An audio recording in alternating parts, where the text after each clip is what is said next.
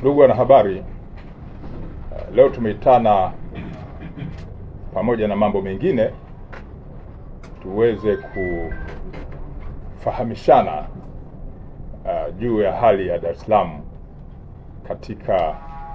mtizamo wa kiusalama. Kama mnavyofahamu, jiografia ya Dar es Salaam ina shughuli mbalimbali za kiuchumi, kisiasa, lakini pia za kijamii. Kwa hiyo ni jiji ambalo lina mambo mengi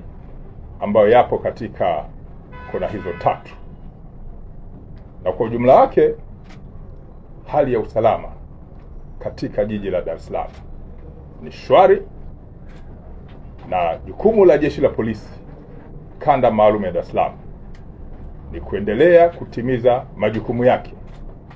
kwa kuzuia vitendo vya kihalifu, lakini pia kudhibiti vitendo ambavyo vinajitokeza kwa kutumia mifumo ya kisheria, huku tukishirikiana na wananchi na wadau wengine wa masuala ya kiusalama. Napenda kuwataarifu pia, katika kushughulika na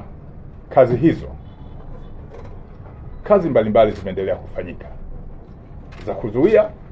lakini kuwakamata watuhumiwa, na mwisho kwenda kwenye mamlaka zingine za kisheria ikiwemo ofisi ya mashtaka na baadaye kwenye mahakama za kisheria zilizo katika jiji letu la Dar es Salaam. Mambo mbalimbali yamefanyika kwenye ofisi hizo kwa sababu sisi tunafuatilia pia, na napenda kuwaarifu kuwa jeshi hili Kanda Maalum ya Dar es Salaam tarehe 20 mwezi wa 4 mwaka huu wa 2026, eneo la Ubungo, jeshi limewakamata watuhumiwa 37 ambao wanatuhumiwa kufanya makosa mbalimbali yakiwemo makosa ya kimtandao, ikiwa ni pamoja na kutoa vitisho mbalimbali na lugha za matusi mazito kwa watu mbalimbali. Kundi hilo ambalo limekamatwa na watuhumiwa, baadhi yao wamebainika ni wafanyakazi wa kampuni ambayo imefahamika kama Innovix Coal Co Limited na Otaigo Financial Services Company Limited. Hizi kampuni zinaonyesha zinajihusisha na ukopeshaji wa pesa kwa watu mbalimbali na tofauti. Tuhumiwa wale ambao wanajihusisha na matusi na kashfa waliokamatwa ni pamoja na Renatus Mjwahuzi maarufu kama Migeyo, mkazi wa Mbezi Beach, lakini yupo Odila Oswin Ngunga, mkazi wa Goba, yupo Teresia Bratius Kanu, mkazi wa Mtoni Kijichi, wakiwa na wenzao 34. Hawa hatua zaidi za kisheria, ikiwa ni pamoja na kuwapeleka kwenye mamlaka za kisheria, zitachukuliwa. Na kati ya mwezi Machi hadi Aprili mwaka huu wa 2026, baadhi ya watuhumiwa waliokamatwa na kufikishwa kwenye mifumo mingine ya kisheria na wakapatikana na hatia ni pamoja na Hashim Kasim Duma, huyu ni mkazi wa Kimara ambaye amehukumiwa na mahakama ya wilaya ya Ubungo kifungo cha maisha jela kwa kosa la kulawiti. Haya ni makosa ambayo ni mabaya kabisa ya kikatili ambayo jeshi la polisi kwa kushirikiana na mamlaka zingine za kisheria wamekuwa wakishughulika nayo, na wengi wao baada ya ushahidi kutolewa wamepatikana na hatia, wengine vifungo vya maisha, lakini wengine vifungo vya miaka 30 jela. Wito wetu sisi jeshi la polisi kwa wananchi, kwanza ni kuendelea kutoa taarifa mbalimbali ili tuweze kuzuia vitendo vya kihalifu. Lakini pili, tunawataka wananchi ambao wamekuwa wakitoa taarifa zinazohusiana na makosa ya kijinai waweze kufika kwenye vyombo vya kisheria, ikiwa ni pamoja na mahakama, waweze kutoa ushahidi wao mahakamani. Na mwisho, sisi jeshi la polisi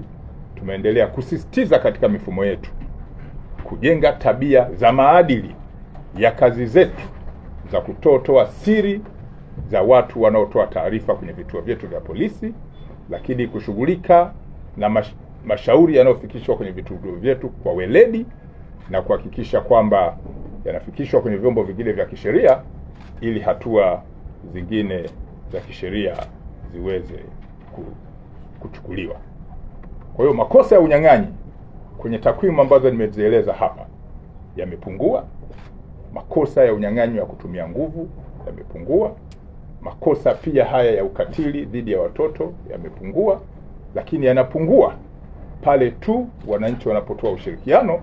wa kuzitoa taarifa mapema, lakini kukubali kwenda kutoa ushahidi mahakamani ili mifumo hii ya haki jinai iweze kufanyika vizuri kama inavyotakiwa. Mara kadhaa umekuwepo msemo wa kisheria wa kutaka kuona haki ikitendeka katika kushughulika na haya makosa ya kijinai, lakini sio kutendeka tu, inatakiwa haki ionekane. Kwa hiyo ukiangalia taarifa ambayo nimeitoa ambayo ni ndefu hapa, mtaona watuhumiwa gani waliokamatwa kwa makosa gani, kina nani baada ya kutolewa ushahidi, nini kimefanyika na kinaonekana kwa mfumo wa kisheria. Na hilo ndilo jambo ambalo sisi polisi kanda maalum ya Dar es Salaam tunalisisitiza kwamba tutaendelea kuzuia vitendo vya kihalifu kwa kushirikiana na wananchi na wadau wengine wa kiusalama, lakini pia kuhakikisha kwamba tunazingatia mifumo ya kisheria ya kuwapeleka kwenye mamlaka zingine za kisheria, na hapo tunawataka wananchi watoe ushahidi mahakamani ili watuhumiwa waweze kutendewa haki kulingana na ushahidi ambao unakuwa umetolewa pale mahakamani. Kwa hiyo kesi za kulawiti, kesi za kubaka, kesi za unyang'anyi ambazo taswira yake inajengeka kwamba Dar es Salaam kuna nini, mbona panatulia kwa kasi, kwa nini bunduki sasa hivi hazionekani, ni kwa sababu ya wananchi ambao wanatusaidia kwenda kutoa ushahidi mahakamani, na watuhumiwa wale wakipatikana na hatia, haki ile sasa licha ya kutendeka inaonekana matunda yake ya kuendelea kuwa shwari katika jiji letu la Dar es Salaam.